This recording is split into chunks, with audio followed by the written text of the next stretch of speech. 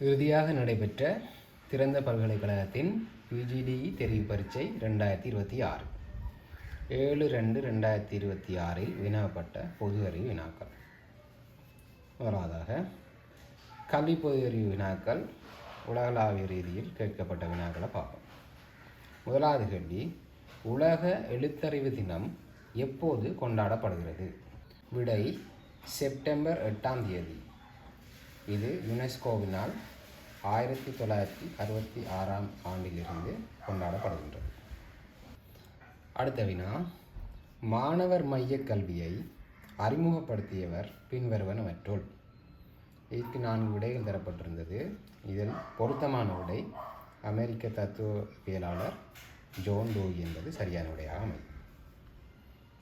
மூன்றாவது வினா, அனைவருக்கும் கல்வி எனும் கொள்கையை அறிமுகப்படுத்திய மாநாடு எங்கு நடைபெற்றது? விடை தாய்லாந்து, 1990ஆம் ஆண்டு நடைபெற்றது. அடுத்த கேள்வி, 2001இல் ப்ளூமின் கொள்கையில் ஆண்டர்சன் மற்றும் ரெவோல் இனால் அறிமுகப்படுத்தப்பட்ட மாற்றம் யாது? தரப்பட்ட விடைகளில் படைப்பாற்றல் என்பது பொருத்தமான விடையாக அமையும். அடுத்த வினா, ஒருவர் சமூகத்தினூடாக பெற்றுக்கொள்ளும் கல்வி எவ்வாறு அழைக்கப்படும்? தரப்பட்ட விடைகளில் முறையில் கல்வி பொருத்தமான விடையாக அமையும்.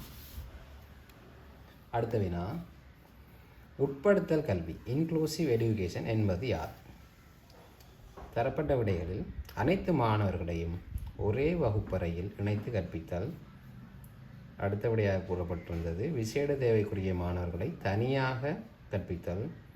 அடுத்த விடையாக குறிப்பிடப்பட்டிருந்தது மீத்திறன் மாணவர்களை தனியாக கற்பித்தல்.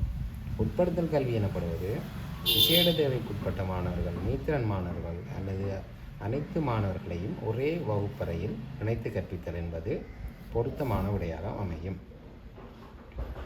அடுத்த வினா, 8 வகையான பல்வகை நுண்மதிகளை அறிமுகம் செய்தவர் யார்? விடை ஹோவார்ட் கார்ட்னர். அடுத்த வினா, கல்வி உளவியலில் ஊக்கல் எனப்படுவது யார்?